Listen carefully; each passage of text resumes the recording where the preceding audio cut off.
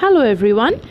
আজি আমি SCERT আসামৰ class 9ৰ টেক্সটবুকত থকা A Legend of the Northland নামৰ কবিতাটো ডিসকাস কৰিবলৈ লৈছো. I would like to welcome everyone to my channel Sangeeta Study Assam and your teacher for today is Sangeeta Fukan. আহাচোন এইবাৰ প্ৰথমতে তোমালোকৰ কিতাপখন চাওঁ. This is your textbook for class 9 Beehive. A Legend of Northlander first page, second page. এবাৰ আগবাঢ়ো আমি কবিতাটো বুজিবলৈ. A Legend of the Northland. This poem narrates the legend of an old lady who angered Saint Peter because of her greed. Let's see the first stanza. Away, away in the Northland, where the hours of the day are few, and the nights are so long in winter that they cannot sleep them true. First stanzaটোত কবি আমাক বুজাইছে যে নৰ্থলেণ্ডত প্ৰচলিত এক পুৰণি আখ্যানৰ বিষয়ে এই কবিতাটোত বৰ্ণনা কৰা হৈছে. নৰ্থলেণ্ডত নিশাবিলাক বৰ দীঘলীয়া হয় আৰু দিনবিলাক ছুটি, আৰু সেই গতিকে যিহেতু নিশাবোৰ বৰ দীঘলীয়া, সেই গতিকে সেই দেশত বাস কৰা লোকসকলে গোটেই নিশাটো শুই কটাব নোৱাৰে. Where they harness the swift reindeer to the sledges when it snows, and the children look like bear's cub in their funny furry clothes.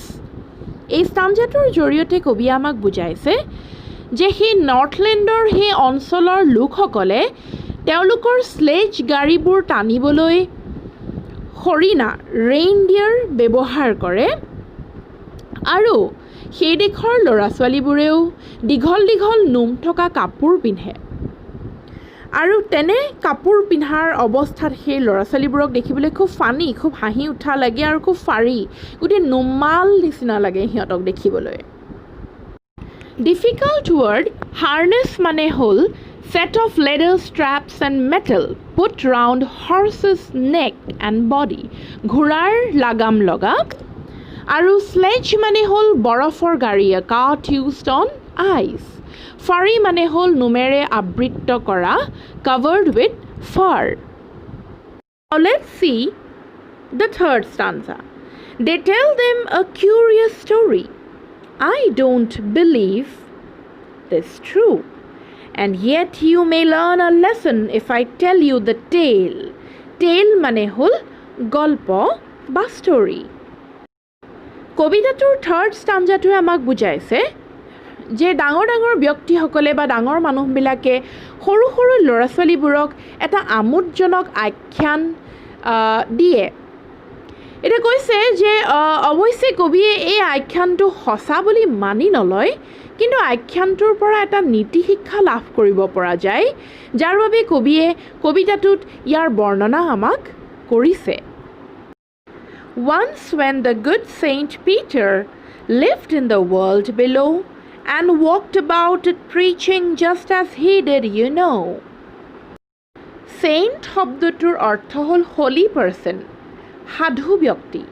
Preach মানে হ'ল deliver sermon, ধৰ্ম প্ৰচাৰ কৰা. এই ষ্টাঞ্জাটোৰ জৰিয়তে আমাক কবিয়ে বুজাইছে যে এসময়ত যেতিয়া চেইণ্ট পিটাৰে গোটেই পৃথিৱী বিচৰণ কৰি ফুৰিছিল ধৰ্ম প্ৰচাৰ কৰি কৰি, ঠিক সেই সময়তে তেখেতে ভ্ৰমণকালত তেওঁ এসময়ত গৈ এদিনাখন এটা প্ৰজাঘৰৰ দুৱাৰদলিত থিয় হ'লগৈ. এইবাৰ আমি তাৰ পাছৰ ষ্টাঞ্জাটো চাওঁ আহা. He came to the door of a cottage and traveling round the earth where a little woman was making cakes and baking them on the hearth. Hearth মানে হ'ল জুহাল, fireplace. এই ষ্টাঞ্জাটোৰ জৰিয়তে আমাক কবিয়ে বুজাবলৈ প্ৰয়াস কৰিছে যে চেইণ্ট পিটাৰ খুব ভাগৰুৱা হৈ পৰিছিল আৰু তেওঁ খুব ভোক লাগিছিল. গোটেই পৃথিৱীত যেতিয়া তেওঁ বিচৰণ কৰি তেওঁ ধৰ্ম প্ৰচাৰ কৰি ঘূৰি ফুৰিছিল, তেতিয়া তেওঁ খুব ভোক লাগিছিল আৰু তেওঁ ভাগৰুৱা হৈ পৰিছিল, আৰু ভাগৰত আৰু ভোকত তেখেত গৈ এঘৰ মানুহৰ ঘৰৰ দুৱাৰদলিত থিয় হৈছিলগৈ. আৰু তেখেতে গম পালে যে সেই ঘৰটোৰ সেই মহিলাগৰাকীয়ে সেই সময়ত কেক বনাই আছে। And being faint with fasting, for the day was almost done, he asked her from her store of cakes to give him a little one. গোটেই দিনটো কষ্ট কৰাৰ পাছত ভোকত আৰু ভাগৰত মানুহজন অৱশ হৈ পৰিল। সেই গতিকে সেই ঘৰটোৰ মহিলাগৰাকীক ছেইণ্ট পিটাৰে এটা কেক তেওঁক দিবৰ বাবে অনুৰোধ জনালে। Now let's see the next paragraph. So she made a very little cake, and as it baking lay, she looked at it and thought it seemed too large to give away.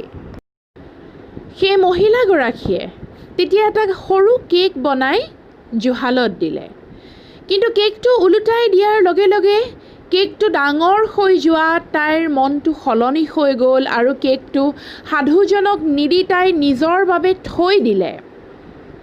Therefore, she needed another and still a smaller one, but it looked, when she turned it over, as large as the first had done.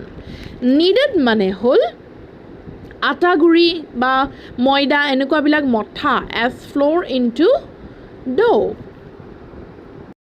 তাৰ পাছত মহিলাগৰাকীয়ে আকৌ ৰৈ যোৱা অলপমান আটাৰে Saint পিটাৰৰ বাবে এটা সৰু অকণমানি কেক সাজিলে আৰু সাজাৰ পিছত কেকটো জুহালত পুনৰবাৰৰ বাবে দিলে।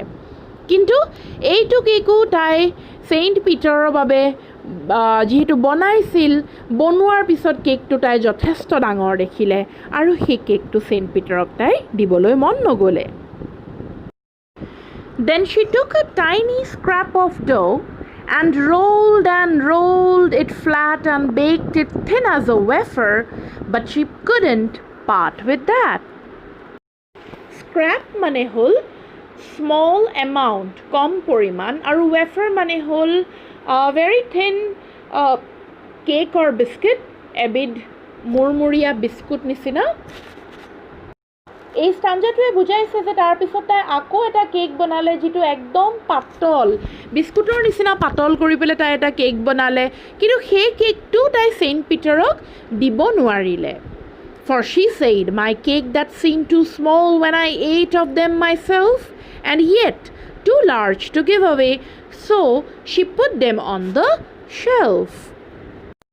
এই খুব লোভীয়া মহিলাগৰাকীয়ে একেবাৰে সৰু চাইজৰ অকণমানি কেক এটা বনোৱাৰ পাছতো সেই কেকটো তেওঁক ছেইণ্ট পিটাৰক দিব যেতিয়া নোৱাৰিলে, তাই তেতিয়া ক'লে যে তাই নিজে খোৱা অৱস্থাত তাই কেককো সৰু যেন দেখে, কিন্তু আনক যদি সেই কেকটো তাই দিবলৈ বিচাৰে তেতিয়া তাইৰ কাৰণে সেইটো ডাঙৰ হৈ যায়।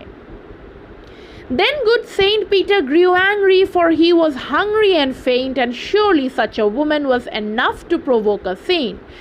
সেই কথা শুনি ছেইণ্ট পিটাৰৰ খুব খং উঠিলে, কাৰণ তেওঁ বহুত বেছি ভোক লাগিছিল আৰু ভোকত মানুহজন অৱশ হৈ পৰিছিল। সেই গতিকে এই মহিলাগৰাকীৰ ওপৰত ছেইণ্ট পিটাৰৰ খুব বেছি খং উঠিলে আৰু তেখেতৰ অনুভৱ হ'ল যে এনেকুৱা ধৰণৰ এগৰাকী মহিলাই এজন সাধু সন্ত বা এজন মহাপুৰুষকো খং উঠাবৰ বাবে যথেষ্ট। And he said, you are far too selfish to dwell in a human form, to have both food and shelter and fire to keep you warm. তেতিয়া ছেইণ্ট পিটাৰক খং উঠিলত এই মহিলাগৰাকীক ক'লে যে তুমি মানুহৰ ৰূপ লৈ থকাৰ তোমাৰ অধিকাৰ নাই, তুমি মানুহৰ এনেই ৰূপ লৈ আছা, তুমি ইমান আৰামত মানুহৰ ৰূপ লৈ খাদ্য পাইছা, থাকিবলৈ আশ্ৰয় পাইছা, আৰু ঠাণ্ডা দিনত তুমি জুইৰ সহায় লৈ নিজকে গৰম কৰি ৰাখিব পাৰিছা নিজৰ শৰীৰটোক, এইখিনি পোৱাৰ আচলতে তোমাৰ অধিকাৰ নাই। চেলফিছ মানে হ'ল খুব বেছি স্বাৰ্থপৰ, ফুড মানেতো আমাৰ খাদ্য, শেল্টাৰ মানে আমাৰ আশ্ৰয় বা বাসস্থানৰ কথা ইয়াত বুজাইছে। Now you shall build as the birds do, and shall get your scanty food by boring all day in the hard dry wood. আৰু তেতিয়া ছেইণ্ট পিটাৰৰ খং উঠি ছেইণ্ট পিটাৰে তাইক সাও দিলে যে আজিৰ পৰা তুমি এজনী চৰাই হৈ থাকিবা আৰু অকণমান খাদ্যৰ বাবে তুমি কষ্ট কৰিব লাগিব গোটেই দিন হাৰ্ড মানে টান ড্ৰাই মানে শুকান উড মানে হ'ল কাঠ বিৰাট টান শুকান কাঠত গোটেই দিন কুটি কুটি তুমি কষ্ট কৰাৰ ফলতহে অকণমান আহাৰ খাবলৈ পাবা তেনেধৰণে ছেইণ্ট পিটাৰে এই মহিলাগৰাকীক সাও দিলে Then up she went into the chimney, never speaking a word, and out of the top flew a woodpecker, for she was changed to a bird. Saint Peterৰ হাত এই স্বাৰ্থপৰ মহিলাগৰাকী এজনী woodpecker ৰূপ লৈ ল'লে কাঠুৰুকাৰ ৰূপ লৈ ল'লে আৰু সেই ঘৰটোৰ চিমনিটোৰ ওপৰেদি উৰি আকাশলৈ গুচি গ'লগৈ She had a scarlet cap on her head, and that was left the same, but all the rest of her clothes were burnt black as a coal in the flame. মহিলাগৰাকীয়ে মূৰত এটা ৰঙা টুপি পিন্ধি আছিলে আৰু সেই টুপিটো যেনে আছিল তেনেই থাকি গ'ল তাইৰ মূৰত আৰু তাই যি কাপোৰ পিন্ধি আছিলে গোটেই কাপোৰবিলাক জ্বলি পেলাই ছাই হৈ গুচি গ'ল কয়লাৰ নিচিনা আৰু তাই এজনী কাঠুৰুকাৰ ৰূপ লৈ ল'লে আৰু তোমালোকে যদি মন কৰা কাঠুৰুকা চৰাইজনী বৰণটো ধোঁৱা বৰণীয়া আৰু মূৰত এটা ৰঙা টুপিৰ নিচিনা আছে And every country schoolboy had seen her in the wood where she lives in the trees till this very day, boring for food. কবিয়ে আমাক লাষ্টৰ ষ্টাঞ্জাটোৰ জৰিয়তে বুজাইছে যে যিকোনো দেশৰ স্কুললৈ যোৱা ল'ৰাবিলাকে যেতিয়াই হাবিৰ মাজেৰে বা কাঠনিৰ মাজেদি পাৰ হৈ যায় তেতিয়াই তাইক দেখে কি অৱস্থাত দেখে যে তাই চৰাই ৰূপ লৈ পেলাই গছৰ ওপৰত উঠি শুকান ড্ৰাই কাঠবিলাক কুটি নিজৰ আহাৰ বিচাৰি আছে নিজৰ খাদ্য বিচাৰি আছে চ' এইটো হ'ল এটা কাহিনী আচলতে এই গোটেই কবিতাটো এটা ব্যালেড হয় ব্যালেড মানে কি চাওঁ আহা A ballad is a song narrating a story in short stanzas. Ballads are a part of folk culture or popular culture and are passed on orally from one generation to the next. A Legend of the Northland is a ballad. Ballad বিলাক আসলতে এটা সৰু short story হওক বা এনেকুৱা কাহিনী হওক short stanzas বিলাকত লিখা হয় আৰু generally ballad বিলাকে মানুহৰ folk culture বা মানুহৰ কিছুমান culture বা মানুহৰ কিছুমান মুখ প্ৰচলিত কাহিনী বৰ্ণনা কৰে যিবিলাকৰ সত্যতাটো বিচাৰি পোৱাটো টান আশা কৰিছোঁ তোমালোকে লেজেণ্ড অফ দ্য নৰ্থলেণ্ড কবিতাটো বুজি পাইছা কবিতাটো মন দি শুনিছা যদি নিশ্চয় বুজি পাইছা সেয়া মোৰ বিশ্বাস আৰু কিবা যদি তোমালোকে বুজি নোপোৱা থাকে তোমালোকে কমেণ্ট বক্সত কমেণ্ট কৰিবা লাইক কৰিবা চেনেলটো ছাবস্ক্ৰাইব কৰি ল'বা সকলোৱে যাতে নতুন নটিফিকেশ্যনছবিলাক পাই থাকা থেংক ইউ